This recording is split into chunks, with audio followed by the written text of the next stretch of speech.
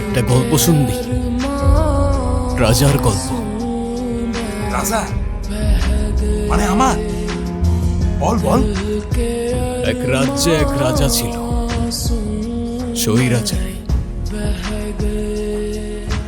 রাজ্যের সবাই তারে ডাকত নরপিশাচ। সে মজা পাইছি, বল বল। মানুষের উপর জুলুম করাই তার একমাত্র নেশা ছিল।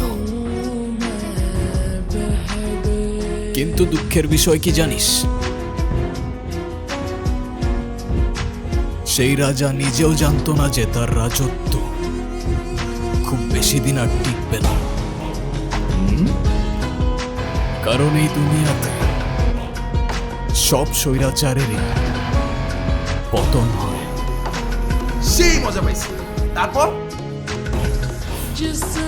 একদিন সেই রাজার রাজ্যেরই খুব সাধারণ একটা বালক রাজার বিপক্ষে চলে গেল, আর রাজার রাজত্ব চোখের পলকে ধূলিসাৎ হয়ে যায়।